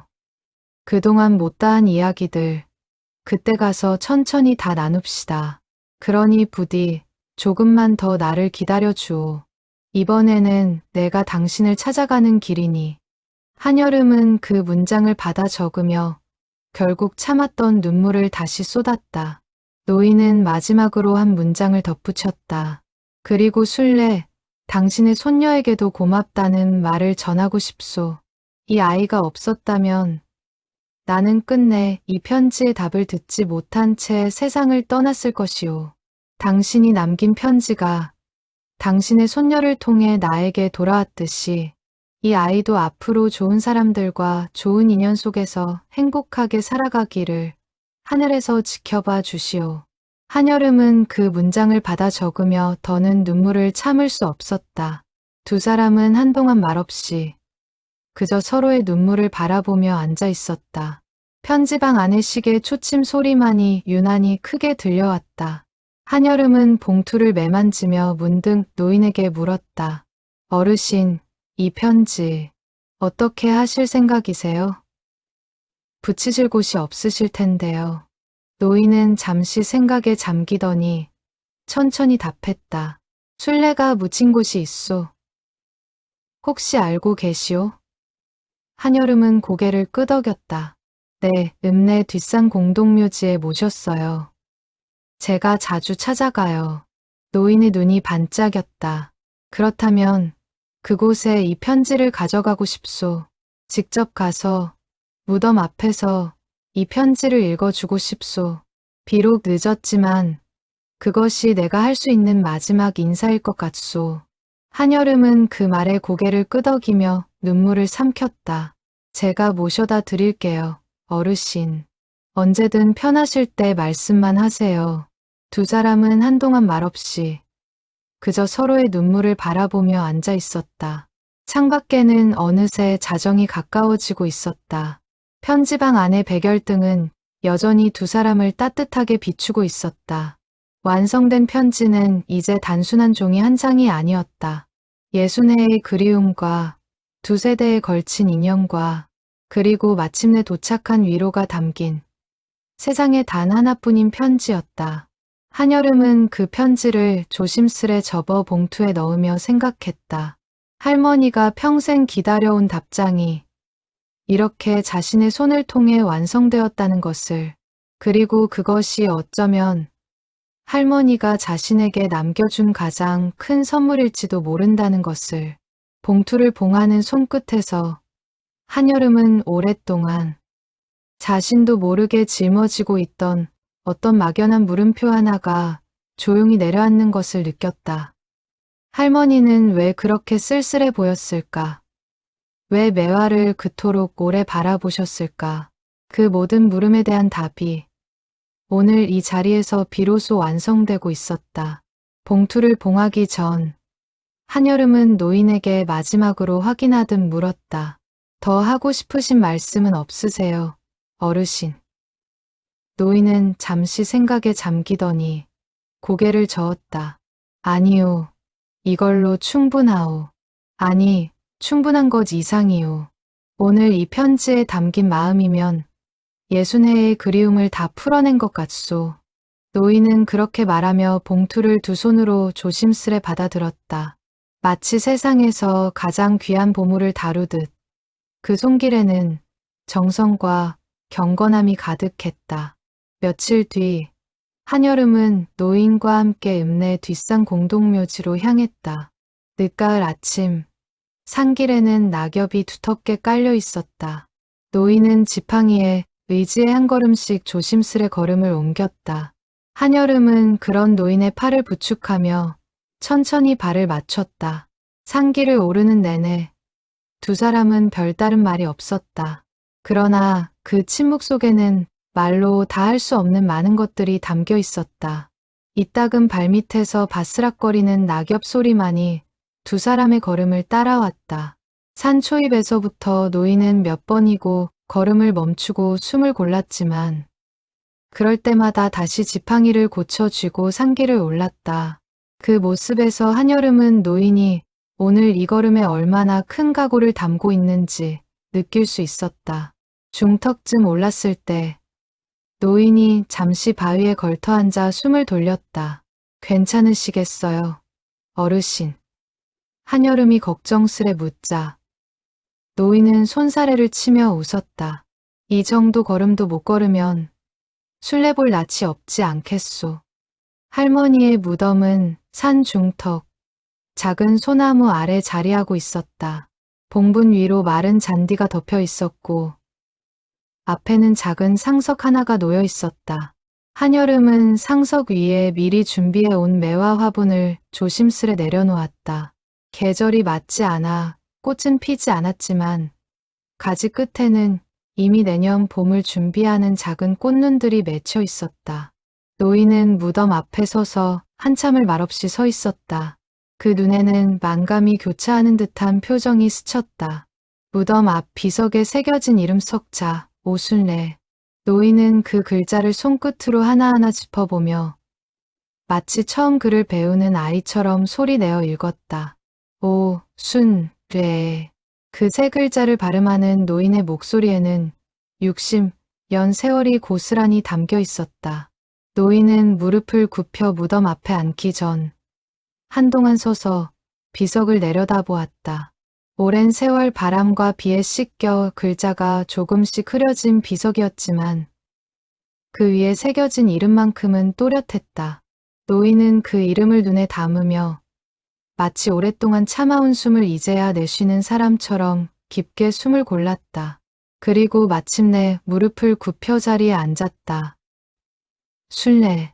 노인이 마침내 입을 열었다. 목소리가 가늘게 떨렸다. 60해가 훌쩍 넘어서야 이렇게 당신을 찾아왔소. 너무 늦었지. 정말 미안하오. 노인은 지팡이를 옆에 세워두고 무릎을 굽혀 무덤 앞에 앉았다. 한여름이 부축하려 했지만 노인은 괜찮다며 손을 저었다. 그리고 품속에서 조심스레 편지를 꺼냈다. 며칠 전 완성한 그 편지였다. 편지 봉투를 쥔 노인의 손은 가늘게 떨리고 있었지만 그 눈빛만큼은 그 어느 때보다 또렷했다. 노인은 편지를 펼쳐 들고 떨리는 목소리로 천천히 읽어 내려가기 시작했다. 글을 배운 지 얼마 되지 않아 더듬거리는 부분도 있었지만 그 진심만은 또렷하게 전해졌다. 순례에게 이렇게 불러도 될지 모르겠소. 60몇 해가 지났으니 한 글자 한 글자를 짚어가며 읽는 노인의 목소리는 마치 다시 그 겨울 나루터로 돌아간 청년의 목소리 같기도 했다. 낮고 떨리는 그 목소리는 산 위 고요한 공기 속으로 천천히 퍼져나갔다. 중간중간 목이 메어 잠시 멈추기도 했지만 노인은 끝까지 편지를 놓지 않았다. 당신이 나눠준 온기가 내가 살아남는 이유 중 하나였소라는 대목에 이르러서는 노인의 목소리가 완전히 갈라졌다. 그러나 그는 심호흡을 하고 다시 마지막 문장까지 읽어 내려갔다.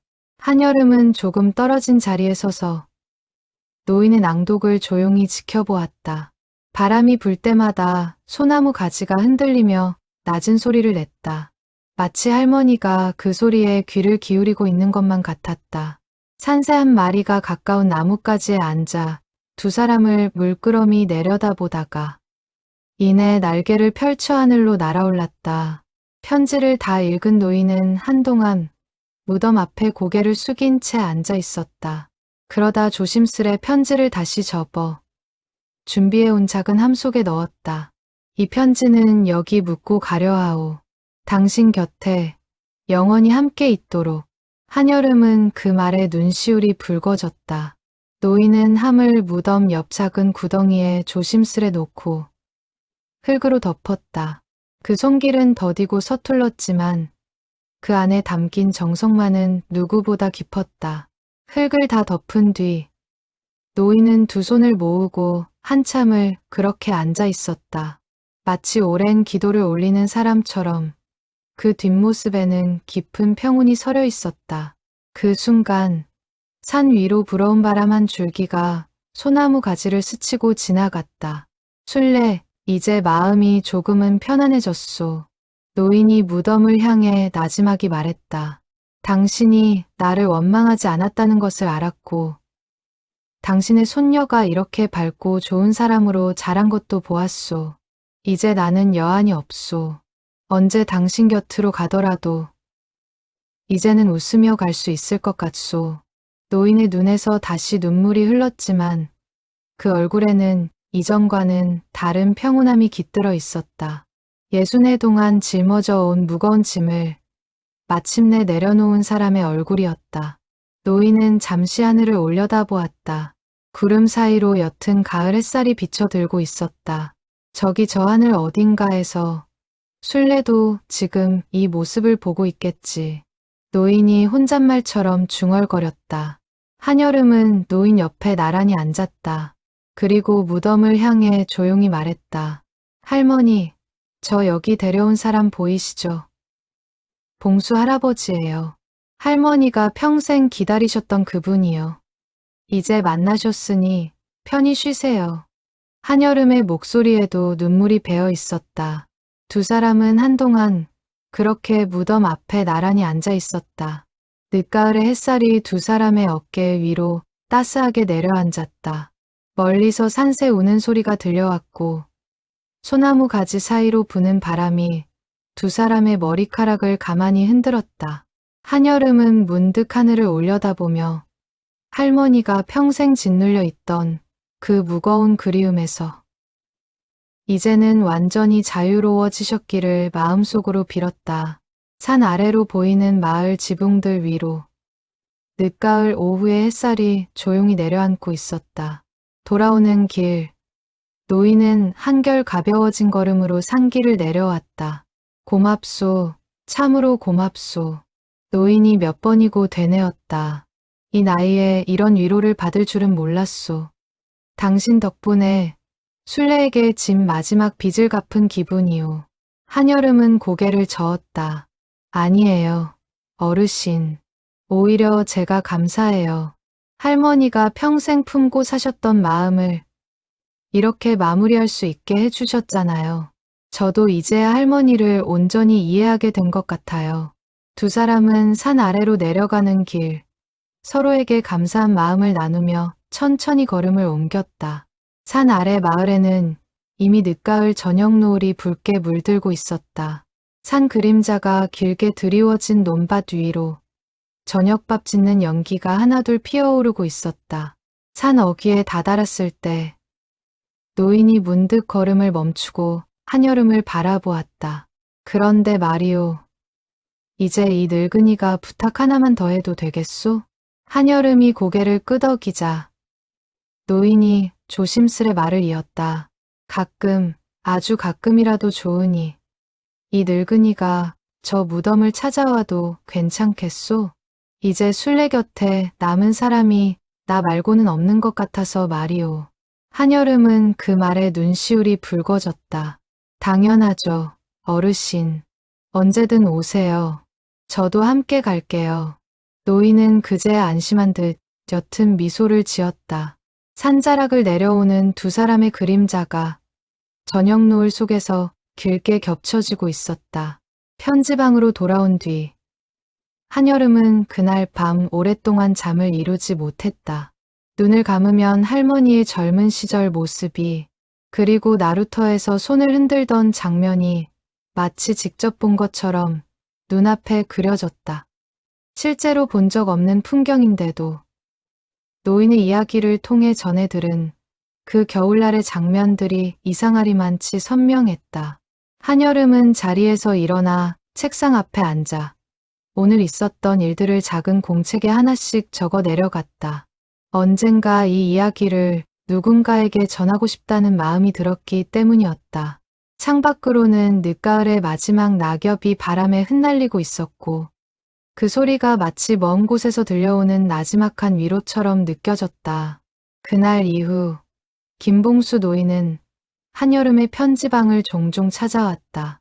처음에는 감사 인사를 전하러 왔지만 시간이 지나면서 그것은 자연스러운 발걸음이 되었다. 노인은 매번 손에 무언가를 들고 왔다. 어느 날은 직접 키운 늙은 호박을, 어느 날은 산에서 캔 도라지를. 한여름은 그때마다 손사래를 치며 사양했지만 노인은 한사코 그것들을 책상 위에 올려놓고서야 자리에 앉았다. 이런 거라도 해야 내 마음이 편하오. 노인은 그렇게 말하며 멋쩍게 웃곤 했다. 그 웃음에는 예전에는 볼 수 없었던 여유가 담겨 있었다. 편지방 문을 열고 들어설 때마다 노인의 발걸음은 조금씩 더 가벼워지는 듯했다.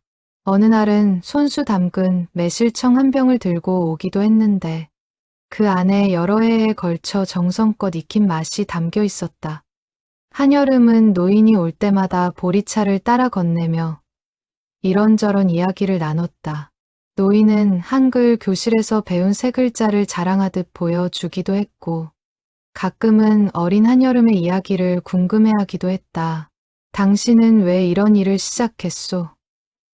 노인이 묻자 한여름은 어머니의 이야기를 들려주었다. 그를 몰라 자식들에게도 숨기며 살았던 어머니, 병실 서랍 속에서 발견한 삐뚤빼뚤한 공책. 노인은 그 이야기를 들으며 고개를 끄덕였다. 그런 마음을 아는 사람이니 순례의 편지도 그렇게 정성껏 전해줄 수 있었던 게로군. 그 말에 한여름은 조용히 웃었다. 어쩌면 어머니의 그 아픔이 있었기에 오늘 이 특별한 인연도 만날 수 있었던 것은 아닐까 하는 생각이 스쳤다. 노인은 편지방을 찾을 때마다 조금씩 자신의 지난 이야기를 더 들려주었다. 젊은 시절 공사판을 전전하며 만난 사람들, 짧았던 결혼 생활에서 배운 것들, 혼자가 된 뒤 산자락 마을에서 보낸 나날들. 한여름은 그 이야기들을 들으며 노인이 살아온 85년의 세월이 결코 순탄하지만은 않았음을 알게 되었다. 그러나 노인은 그 모든 이야기를 원망이 아니라 담담한 회고로 풀어냈다. 그래도 후회는 없소. 다만 좀 더 일찍 이렇게 마음을 풀었더라면 좋았을 걸 하는 아쉬움은 있지. 노인은 그렇게 말하며 씁쓸하게 그러나 편안하게 웃었다. 그 웃음을 보며 한여름은 사람이 지난 삶을 후회 없이 받아들이는 데는 반드시 누군가의 진심, 어린 경청이 필요하다는 것을 깨달았다. 어느 날 한여름은 집에 돌아가 할머니의 유품 상자를 다시 꼼꼼히 살펴보았다. 노인이 말했던 또 다른 손수건을 찾기 위해서였다. 상자 맨 밑바닥, 오래된 버선 한 켤레 사이에서 마침내 그것을 발견했다. 매와 문양이 수놓아진, 그러나 이번에는 노인이 준 것이 분명해 보이는 손수건이었다. 한 귀퉁이에 작은 글씨로 봉이라는 한 글자가 서툴게 수놓아져 있었다. 한여름은 그것을 조심스레 손에 쥐고 한참을 바라보았다. 60년 전 두 사람이 나눠 가진 손수건 한 쌍이 이렇게 다시 세상의 모습을 드러낸 것이었다. 상자 속 다른 유품들도 하나하나 다시 꺼내 살펴보며 한여름은 할머니가 평생 소중히 여겼던 물건들 속에 얼마나 많은 사연이 숨어 있었을지 새삼 헤아려 보았다. 한여름은 다음번 노인이 찾아왔을 때 그 손수건을 조심스레 건넸다. 노인은 손수건을 받아들고 한참을 말없이 바라보았다. 손끝으로 매와 문양을 어루만지던 노인의 눈에서 다시 눈물이 흘렀다. 이걸 다시 보게 될 줄이야. 노인은 그 손수건을 가슴에 꼭 품었다. 이제 이 두 장의 손수건이 다시 한자리에 모였구려. 마치 우리처럼 말이오. 한여름은 그 모습을 지켜보며 물건에도 마음이 깃든다는 것을 새삼 실감했다. 손수건 두 장을 나란히 펼쳐놓고 보니 매와 자수의 모양이 마치 처음부터 하나였던 것처럼 자연스럽게 이어졌다. 노인은 그날 이후로 그 손수건을 늘 품속에 넣고 다녔다. 마치 오래전 잃어버렸던 자신의 한 조각을 되찾은 사람처럼 그것을 소중히 여겼다. 이따금 노인은 그 손수건을 꺼내 조용히 바라보곤 했는데 그럴 때마다 얼굴에는 옅은 미소가 번졌다. 겨울 문턱, 찬바람이 부는 날에도 노인의 걸음은 편지방을 향해 어김없이 이어졌다. 겨울이 가까워지면서 노인의 건강은 조금씩 약해지고 있었다. 그러나 노인의 얼굴에서는 예전과 같은 쓸쓸함을 찾아보기 어려웠다. 오히려 어딘가 편안하고 평온한 기색이 감돌았다. 요즘은 밤에 잠도 잘 오. 노인이 어느 날 그렇게 말했다. 예전에는 밤마다 술래 생각에 뒤척였는데 이제는 마음이 편해서인지 눈만 감으면 잠이 드오. 한여름은 그 말을 들으며 마음 한켠이 따뜻해졌다. 예순의 묵은 그리움이 마침내 자리를 찾아간 것처럼 느껴졌다. 동네 사람들도 요즘 부쩍 함께 다니는 두 사람을 보며 이런저런 말을 건네곤 했다. 방앗간 주인은 우스갯소리로 두 분이 부녀지간처럼 다정해 보이네요 라며 웃었고 노인은 그 말에 싫지 않은 표정으로 고개를 끄덕였다. 한여름 역시 처음에는 조금 쑥스러웠지만 시간이 지나면서 노인을 마치 오래전에 헤어졌던 친척 어른처럼 자연스럽게 여기게 되었다. 혈연은 아니었지만 할머니를 매개로 이어진 인연은 그 어떤 혈연보다도 깊고 단단하게 느껴졌다. 노인 역시 한여름을 볼 때마다 마치 자신에게도 뒤늦게 가족이 생긴 듯한 기분이 든다고 종종 말하곤 했다. 이 나이에 이런 인연이 생길 줄은 꿈에도 몰랐소. 노인은 그렇게 말하며 흐뭇하게 웃었다.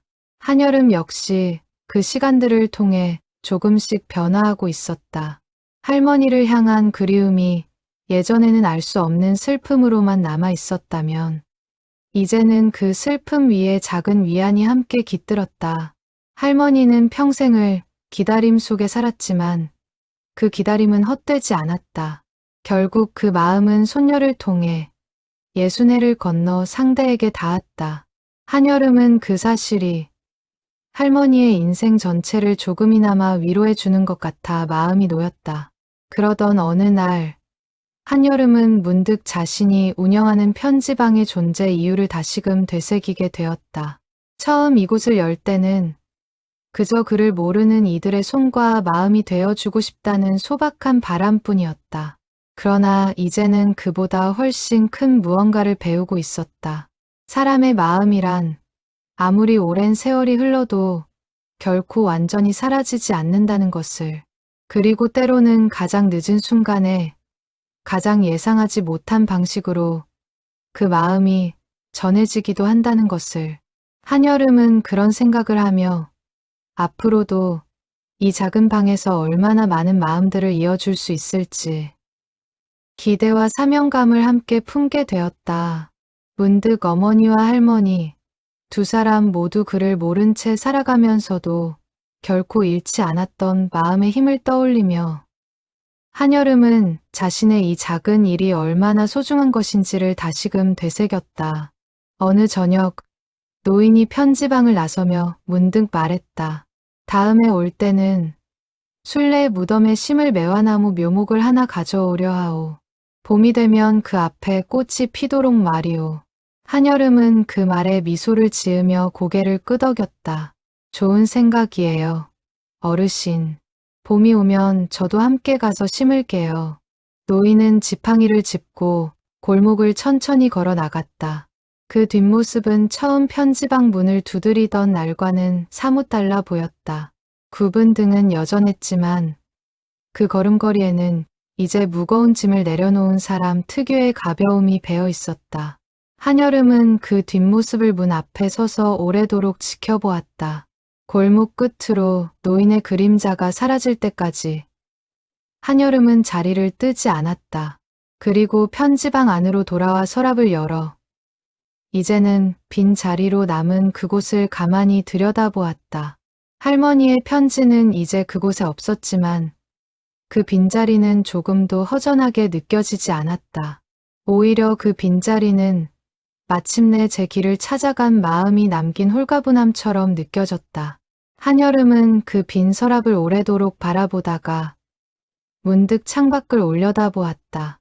겨울로 접어드는 하늘은 벌써 어둑해져 있었고 그 위로 별 하나가 유난히 밝게 빛나고 있었다. 한여름은 그 별을 향해 조용히 마음속으로 인사를 건넸다. 할머니, 이제 편히 쉬세요. 겨울이 지나고 봄이 찾아왔다. 읍내 곳곳에는 다시 매화 소식이 들려오기 시작했다. 한여름은 약속대로 노인과 함께 매화나무 묘목을 들고 뒷산 할머니의 무덤을 찾았다. 노인의 걸음은 겨울 사이 조금 더 느려져 있었지만 표정만큼은 그 어느 때보다 밝았다. 두 사람은 무덤 옆 양지 바른 자리에 조심스레 묘목을 심었다. 흙을 다독이는 노인의 손길에는 정성이 가득했다. 이제 몇 해만 지나면 여기도 꽃이 활짝 피겠구려. 노인이 흐뭇하게 말했다.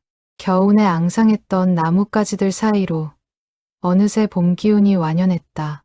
산길 곳곳에는 냉이와 쑥이 파릇하게 돋아나 있었고 공기에서는 흙냄새와 함께 은은한 봄꽃향이 섞여 있었다. 묘목을 심고 난 뒤 두 사람은 무덤 앞에 나란히 앉아 한참을 이야기했다. 노인은 지난 겨울 동안 있었던 소소한 일들을 들려주었다. 한글 교실에서 새로 사귄 친구 이야기, 마당에 심은 배추가 유난히 잘 자랐다는 이야기, 그 목소리에는 예전에는 찾아볼 수 없었던 생기가 담겨 있었다. 한여름은 그런 노인의 모습을 보며 사람이 마음의 짐을 내려놓으면 이렇게도 달라질 수 있구나 하고 새삼 느꼈다. 노인은 겨울 동안 마당에 눈사람을 만들었던 일까지 신이 나서 들려주었는데 그 모습이 마치 어린아이처럼 천진하게 보이기도 했다. 노인은 무덤 옆에 놓인 상석을 손끝으로 쓸어보며 나지막이 말을 이었다. 지난 겨울에는 눈이 참 많이 왔소. 마당에 앉아 눈 내리는 걸 보다가 문득 그 옛날 나루터의 눈길이 떠오르더군. 예전 같았으면 그 기억에 가슴이 미어졌을 텐데 이번에는 그저 잔잔하게 지나가더군. 아, 이제 정말 마음이 편해졌구나 싶었소. 한여름은 그 말을 들으며 조용히 고개를 끄덕였다. 슬픔이 완전히 사라진 것은 아니었지만 그 슬픔이 더 이상 노인을 짓누르지 않는다는 것이 느껴졌다. 노인은 잠시 눈을 감고 봄바람을 느끼다가 다시 눈을 뜨며 옅게 웃었다. 이 나이가 되어서야 그리움도 이렇게 순하게 품을 수 있다는 걸 알았소. 어르신, 요즘은 어떠세요? 한여름이 묻자 노인은 잠시 하늘을 올려다보며 답했다. 매일이 참 감사하오. 예전에는 하루하루가 그저 견뎌내야 할 시간이었는데 요즘은 아침에 눈을 뜨면 오늘은 또 무슨 좋은 일이 있을까 하는 마음이 든다오. 노인은 그렇게 말하며 잔잔히 웃었다. 그 웃음에는 86해를 살아온 사람만이 지닐 수 있는 깊은 평온함이 배어 있었다. 노인은 잠시 말을 멈추고 무덤가에 새로 돋아난 풀잎을 손끝으로 쓸어 보았다. 사람이 살면서 가장 무서운 게 마음에 묻어둔 말을 끝내 못하고 가는 것 아니겠소. 나는 이제 그 두려움에서 벗어났으니 여한이 없소. 한여름의 편지방도 여전히 그 자리를 지키고 있었다. 봄볕이 들이치는 작은 방 안에서 한여름은 오늘도 새로운 손님을 기다리며 편지지를 정리했다. 서랍 속에는 이제 할머니의 편지 대신 노인이 처음 편지방을 찾아왔던 날의 이야기를 적어둔 작은 공책이 놓여 있었다. 한여름은 언젠가 이 이야기를 손주에게 혹은 편지방을 찾아오는 또 다른 누군가에게 들려주고 싶다는 생각을 하곤 했다. 마음은 시간이 지나도 결코 사라지지 않으며 진심은 아무리 늦더라도 반드시 닿는다는 것을. 창문 너머로 보이는 골목 풍경도 계절 따라 조금씩 옷을 갈아입었지만 이 작은 편지방만은 언제나 같은 온기로 그 자리를 지키고 있었다. 편지방을 찾는 손님들도 조금씩 늘어났다. 입소문을 듣고 이웃 마을에서까지 찾아오는 이들도 생겼다. 한여름은 여전히 같은 자리에 앉아 같은 정성으로 그들의 이야기에 귀를 기울였다. 가끔은 눈물로 시작해 웃음으로 끝나는 이야기도 있었고 평생 마음에 담아두었던 원망을 편지 한 장으로 풀어내는 이도 있었다. 그때마다 한여름은 노인과 할머니의 이야기를 떠올리며 이 작은 방이 얼마나 많은 사람들의 인생에 작은 위로가 될 수 있는지를 새삼 실감했다. 어느 날은 딸에게 평생 못한 사과를 전하고 싶다는 할머니가 찾아왔고 또 어느 날은 먼저 떠난 벗에게 뒤늦은 안부를 전하고 싶다는 할아버지가 찾아왔다. 한여름은 그런 사연들 앞에서 이 편지방이 앞으로도 오래도록 이 자리를 지켜야 할 이유를 매번 새롭게 깨달았다. 그해 봄, 한여름은 편지방 한켠에 작은 팻말 하나를 새로 내걸었다. 늦어도 괜찮습니다. 마음은 언제나 제자리에서 기다리고 있으니까요. 손님들은 그 팻말을 보며 저마다의 사연을 떠올리곤 했다. 몇몇은 눈시울을 붉히기도 했고 몇몇은 조용히 고개를 끄덕이기도 했다. 그 짧은 문장 속에는 60해를 돌아 마침내 서로에게 닿은 두 사람의 이야기가 고스란히 담겨 있었다. 김봉수 노인은 그 뒤로도 종종 편지방을 찾아와 한여름과 시간을 보냈다. 두 사람은 혈연은 아니었지만 어느새 서로에게 없어서는 안 될 소중한 사람이 되어 있었다. 노인은 한여름을 볼 때마다 순례를 떠올렸고 한여름은 노인을 볼 때마다 할머니의 못다한 그리움을 떠올렸다. 그러나 그 그리움은 이제 슬픔이 아니라 따뜻한 기억으로 자리 잡아 있었다. 동네 사람들은 두 사람을 보며 자연스레 편지방 할아버지라 부르기 시작했고 노인 역시 그 호칭을 싫지 않게 받아들였다. 계절이 두 번 바뀌는 동안 두 사람 사이에는 굳이 말로 설명하지 않아도 되는 편안한 신뢰가 쌓여갔다. 한여름은 가끔 노인에게 물었다. 어르신, 앞으로 하고 싶으신 일이 있으세요? 노인은 그때마다 잠시 생각에 잠기다가 소박한 대답을 내놓았다. 별다른 건 없소. 그저 이렇게 순례 곁을 오가며 당신과 이야기 나누며 하루하루를 감사하게 사는 것. 그거면 됐소. 그 대답에는 더 이상 바랄 것이 없는 사람의 편안함이 담겨 있었다. 한여름은 그런 노인을 보며 인생의 마지막에 다다라 얻을 수 있는 가장 큰 행복이 무엇인지를 조금은 알 것 같았다. 화려한 것도 대단한 것도 아닌 그저 마음 편히 오갈 수 있는 자리와 그 마음을 나눌 사람 하나, 그것으로 충분하다는 것을. 봄바람이 살랑이는 어느 오후, 한여름은 편지방 문을 열어두고 밖을 내다보았다. 골목 저편에서 노인이 지팡이를 짚고 천천히 걸어오고 있었다. 그 뒤로 활짝 핀 매화나무 한 그루가 담벼락 너머로 가지를 뻗고 있었다. 한여름은 그 풍경을 바라보며 조용히 미소 지었다. 60해 전 겨울 나루터에서 시작된 이야기는 이렇게 다시 봄을 맞이하고 있었다. 늦었지만 결코 늦지 않은 방식으로. 편지방 안라디오에서는 여전히 나지막한 옛가요가 흘러나오고 있었고 그 위로 봄볕이 따스하게 내려앉고 있었다. 세상에는 붙이지 못한 편지들이 얼마나 많을까. 마음속에만 담아둔 채 끝내 전하지 못하고 흘려보낸 말들이 얼마나 많을까. 그러나 이 작은 읍내의 작은 편지방은 그런 마음들도 언젠가는 제자리를 찾아갈 수 있다는 것을 조용히 증명하고 있었다. 60해라는 긴 시간도 결국 진심 앞에서는 그저 지나가는 계절에 지나지 않았다. 한여름은 오늘도 그 믿음을 안고 다음 손님을 기다리며 만년필 뚜껑을 열었다.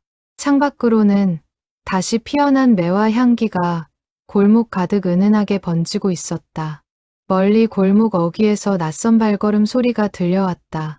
또 한 사람의 사연이 오늘도 이 작은 편지방의 문을 두드리려 하고 있었다. 한여름은 자리에서 일어나 창가로 다가가 그 발걸음의 주인을 향해 조용히 미소를 지었다. 어떤 사연이든 이 방에서는 언제나 정성껏 받아 적을 준비가 되어 있었다. 그렇게 오늘도 고요 편지방의 하루가 다시 시작되고 있었다. 문 앞에 선 사람이 누구든 그 사람이 품고 온 마음이 무엇이든 한여름은 오늘도 변함없이 그 마음을 있는 그대로 받아 적을 것이었다. 60해 전의 겨울이 결국 오늘의 봄으로 이어졌듯이 세상의 모든 늦은 마음들도 언젠가는 저마다의 봄을 만나리라는 것을 한여름은 이제 온 마음으로 믿고 있었다. 편지방 창가에 놓인 매화 화분에서도 어느새 첫 꽃봉오리가 살며시 벙글고 있었다.